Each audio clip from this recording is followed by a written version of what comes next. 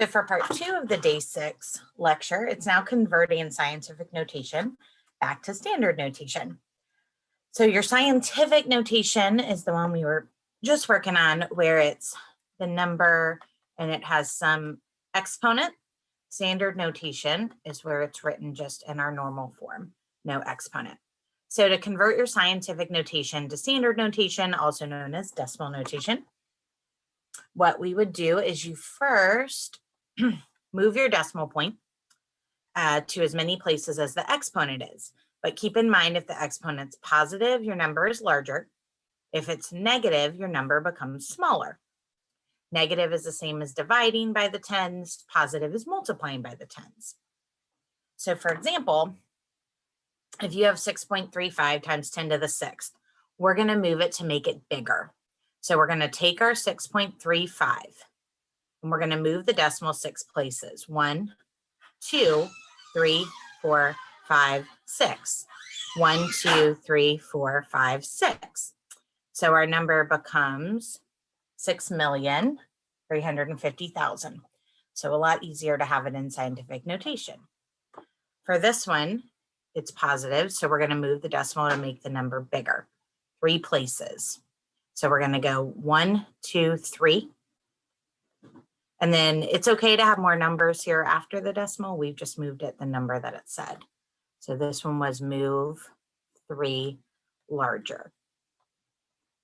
Okay, then if I come down to my negatives, for the negatives, it's like dividing by a power of 10. So essentially, this is 5.14 times 1 over 10 4 times. So we're going to move that decimal smaller, 1, 2, 3, 4. And then I like to put a 0 in front just for clarity. And it's a nice, really small number, 0.000514. And then this one is definitely an example of when scientific notation is nice, because we have to move this decimal 10 times, which means 1, 2, 3, 4, 5, 6, 7, 8, 9, 10. So I'm moving it to this very small number, which is much easier when you have it to the negative 10. So you're filling those empty spaces with zeros. And now would be a good time to pause me and try 10, 11, and 12 on your own.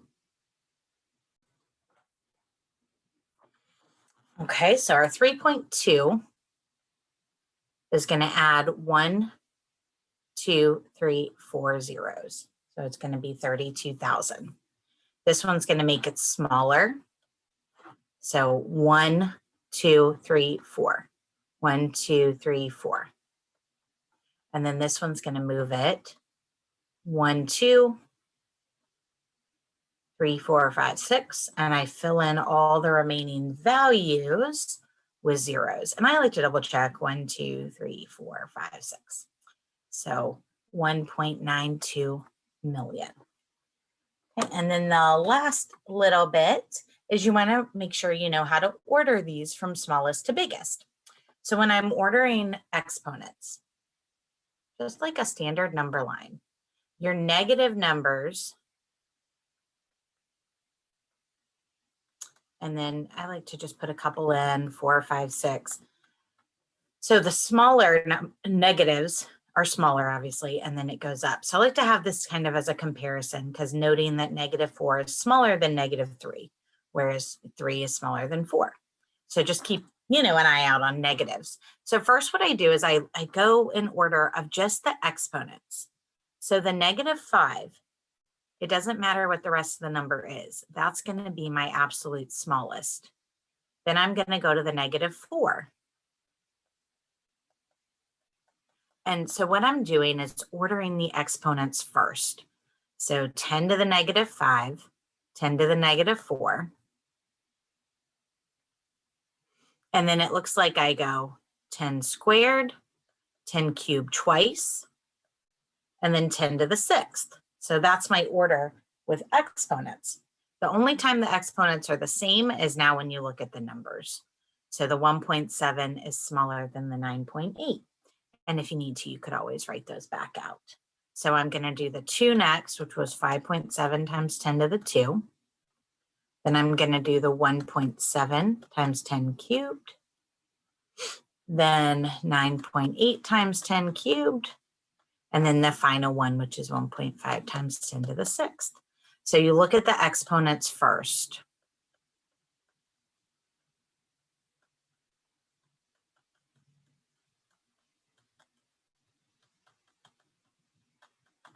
All right, that wraps it up for day 6, which is scientific notation. So make sure to do your day 6 assignment and get that turned in, and have a great day.